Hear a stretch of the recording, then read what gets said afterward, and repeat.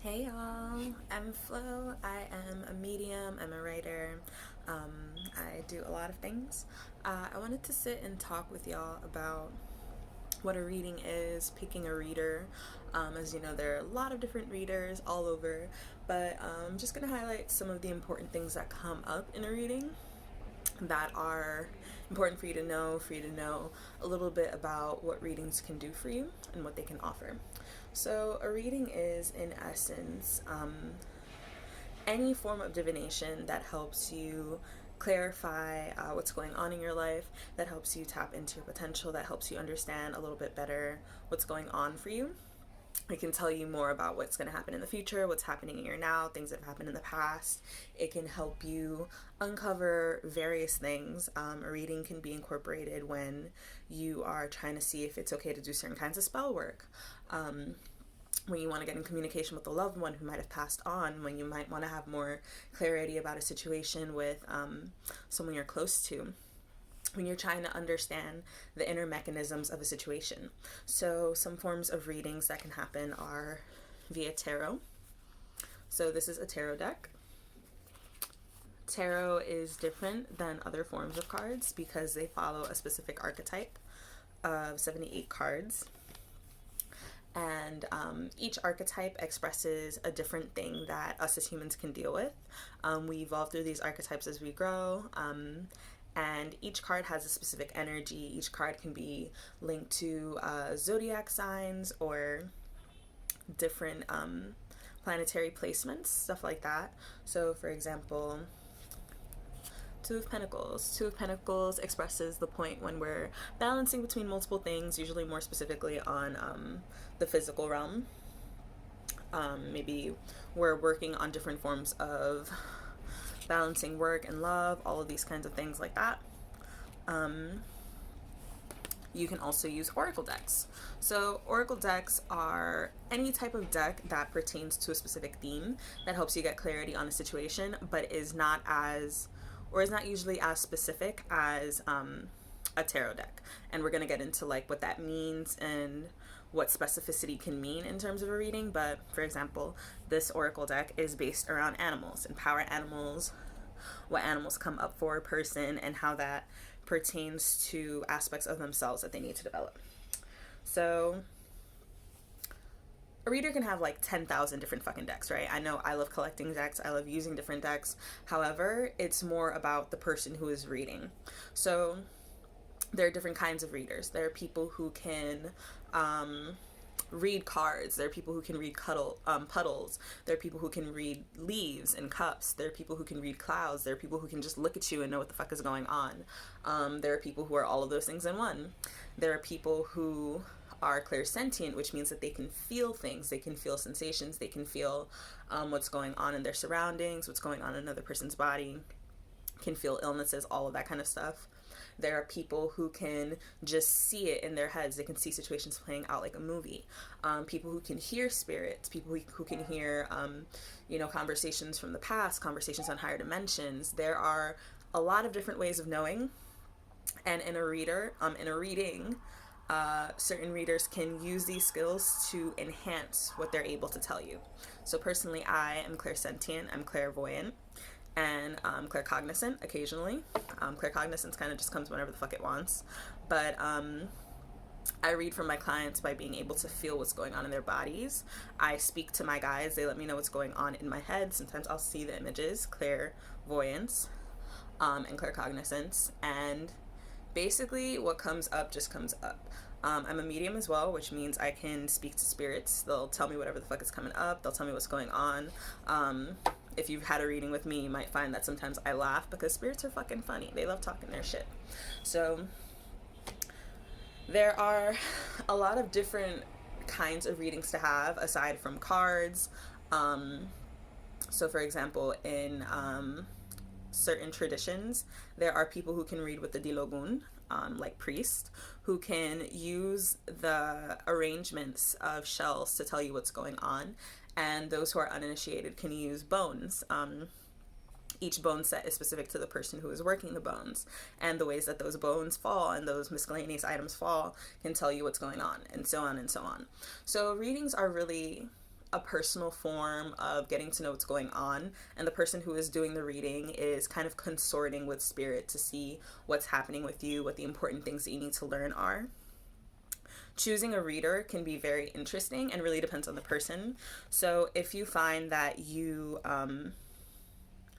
are most comforted by a feminine presence, you're most comforted by people who are soft-spoken and gentle and clear and warm, you might want to find a reader who gives you that kind of energy, right? Maybe this reader will wear a lot of pink, or just feels very soft, or when they talk to you or touch you, you just feel safe and like, or you feel like you're kind of just pulled to them. You might not know exactly why.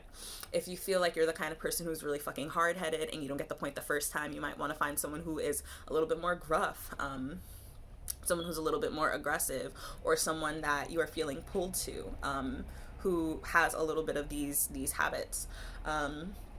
If you feel like you're the kind of person that takes advice in a way that is very clear cut, you don't really want too much on the edges, you want to find someone who matches you in that way. It's very important that you find a reader that believes the best in you, right? That you go to someone who can see the biggest path for you. What I find a lot of the time is that there are people who read and don't see it as timelines, right? And by timelines, I mean every choice you make creates a different path for you. And if you decide to change how you act, you get a different outcome. There are people who read and see it as absolutes. There are people who read and see it as, I put this down, this is the only thing that can possibly happen, that's it. I personally don't prescribe to that. I do believe that there are certain things that are meant to happen in our lives, that are going to happen regardless, but I don't feel like every reading is going to be like that. I don't feel like every person has to move on that path, and it's always important to ask, if you feel like you're in a situation like that when you're being read, what is the other possible outcome? What would I have to do to change this outcome if it's not something that I feel like I need? Right? So when picking a reader, it's also really important to pick someone you feel safe with. Pick someone that gives you a good vibration. If this is a person who is alluding to all of the powers they have, where they're like kind of leading you on mysteriously and are like kind of just going along with everything you say, that is not a fucking person you want to be read by. If you feel like an ugly sensation in your stomach, you feel kind of like, ooh, that might not be the person for you. Another really important part of etiquette for when you're being read, and I tell my clients this all the time, try not to tell the person everything that's going on with you. Don't just start blurting things out. This is a really, really easy way to get taken advantage of. So on a lot of like sitcoms, you might see the mystical reader coming up, and then the person's just fucking talking about themselves, and the reader's like, yes, you have this disease, or this person does not love you, or whatever the fuck, you know what I mean? And it's important for you to just pay attention to what's going on. And of course, there are people who will still ask questions, but just small questions just to kind of understand what's going on with you. But there is definitely a difference between that and like giving the bitch your life story. So being mindful of that. And I think overall what's really, really important is trusting that you can be clear, trusting that whatever needs to come up is for your own good. I've definitely had people who I'll read for who are kind of just like, you know, well, that can't be true, or I don't do this and I don't do that, and just get really defensive. And I'm just like, all right, I can see right now why all of this is happening to you. You know what I mean? Not in a fucked up way, but just like it becomes clear. Just being receptive to what comes up for you and trusting that if you're feeling it in your body, even if you don't like it, it might be something that you need to be mindful of. Another thing that is really important when you're getting read, especially if you're being read through like tarot or an oracle reading, whatever the case is, making sure that the person who's reading for you always has a cup or a flame. What this does is, I'll show you mine. Don't mind my table, it's messy. So the cup will take in any harmful energies from the reading, as will the flame, doing this to transmute it. If the person is using a cup, you can ask to see the cup at the end to see if there's any heavy energy.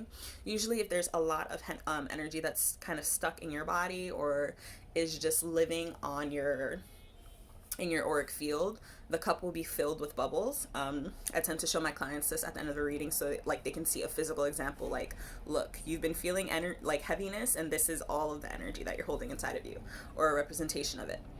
Another reason why it's important for the reader to do this is because, one, if they don't, they might not know exactly what they're doing. And two, this is a way for a reader to keep spiritual hygiene. So for me personally, if I didn't have a cup of water or if I didn't have a flame, I would probably be exhausted. Whatever the fuck is going on with you might end up happening to me. And I might feel like shit at the end of the day if there's a lot going on with you, right? It might be harder for me to feel like myself again or come back into my body because I'm doing all of this for you. I'm consorting all of this for you, right? So being aware of kind of the ways that people will kind of just put on this hat of I am a spiritual healer and I am, you know, a guide without really knowing what's happening, or knowing how to protect themselves is important. You can also ask people, you know, how long have you been doing this? Do you have testimonials? Do you have any like resources to offer me after this reading? Is there anything that you think will be helpful for me? A skilled reader will be able to point you into the direction of places that might be good for you, especially if this is someone who also lives in the place that you live in. Of course, not everybody's social, but just asking is important. Always asking for like books, even if they're herbs, stuff like that. And yeah, always trusting your intuition, always trusting your gut, and knowing that if one person doesn't feel good to you, you can always ask your guides. Show me someone who is genuine. Show me someone who will be able to give me the information that you need me to get in a way that's clear. Something that happens for me a lot specifically is if someone's not going to be able to read me well, or if someone's not going to be able to read me with integrity, my guides won't let me get read by them.